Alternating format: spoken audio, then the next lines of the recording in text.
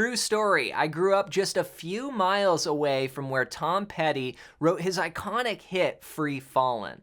You see, back in the day, he spent a lot of time in Reseda, California, which he sings about in the song. And back in the day, I used to skateboard around Reseda, California.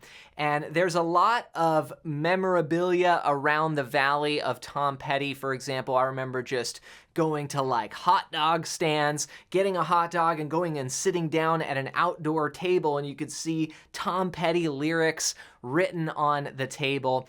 And so I wanted to share with you the guitar part to this song. Now, I did already post a lesson. There's actually two guitar parts that kind of make up the main sound. There's one part that is capoed higher up the neck on the 3rd fret, which I did a video on, and then this part is the part that Tom Petty often plays live, and he often played it on a Rickenbacker 12-string. Now what you have to do is you put a capo on the 1st fret. We're going to use 3 chords. It sounds like this.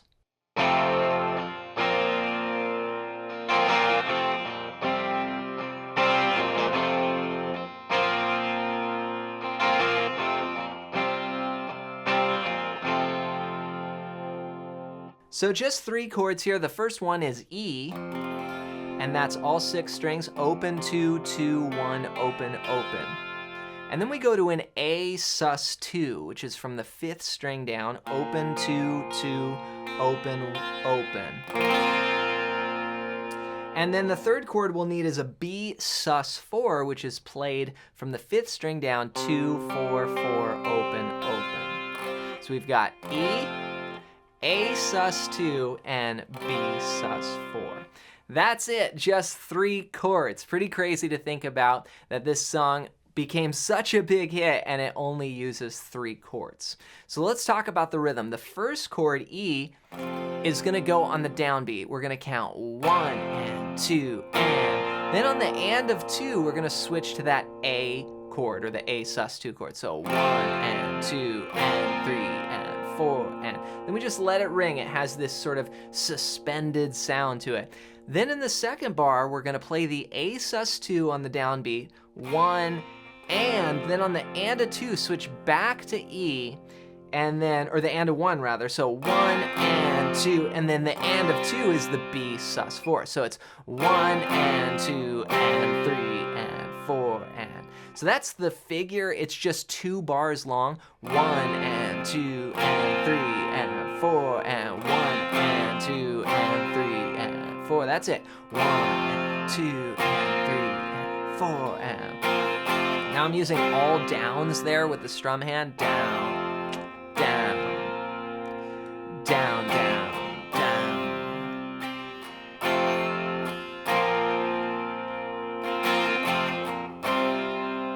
Okay, so that's the basic groove. Now if you've struggled to learn songs faster or understand the fretboard for rhythm and lead guitar, then go to johnmcclennan.com/fretboard guide and get your hands on my free fretboard guide PDF. On this, I'm going to show you 5 chords and 5 scales that can unlock the fretboard. In fact, these chord shapes you're going to see right on there, the E shape and the A shape. This is actually just a variation of the A shape when you go up to that B sus4. See, it's still kind of like the same thing, just moved up. So this is going to show you a framework and how I visualize the neck, and it's completely for free. Just go to johnmcclennan.com/fretboard guide and download that now as my gift to you.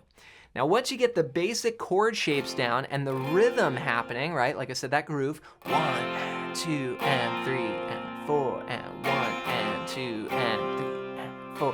Then you can start adding some more rhythm, like perhaps in the chorus you might go.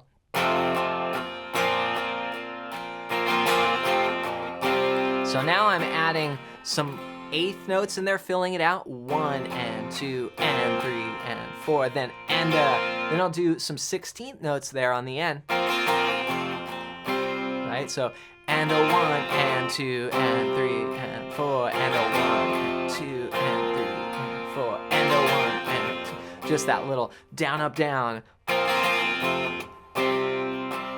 So what I would recommend is in the verse, keep it simple, like she's a good girl, kind of more sparse, right? And then the chorus, and I'm free.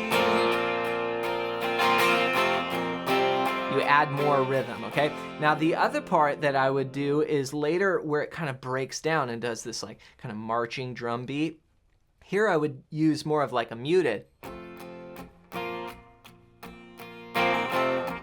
So you take the same basic idea, but maybe without the 16th notes, and just keep it 8th notes like this. 1 and 2 and 3 and 4 and 1 and 2 and 4 and 1 and 2 and 3, 4 and 1 and 2. So that's the main guitar part that Tom Petty plays live, and if you want to sing this song and do your own cover, that's what I would recommend doing, is putting the capo on the 1st fret. And then that secondary guitar part can be capoed up higher, and that's an old studio trick. You know, I learned that from being in Hollywood studios for years, is you just layer guitar parts and you fit each one in a different sort of register, and you can get a huge sound. Now on that, if you want to understand how you could do this for yourself and just really unlock the fretboard for rhythm and lead, then go to johnmclennan.com/fretboard guide and grab my free fretboard guide PDF. This is going to show you my framework for understanding the neck, and I put it all on one page, so it's not something that is just going to be like tons of work. It's going to be one of the most valuable one-page resources for guitar that you've ever seen, and it's completely for free. Just go to johnmclennan.com/fretboard guide and grab that now as my gift to you. As always, hope you enjoyed this video. If you did, you might like this one next.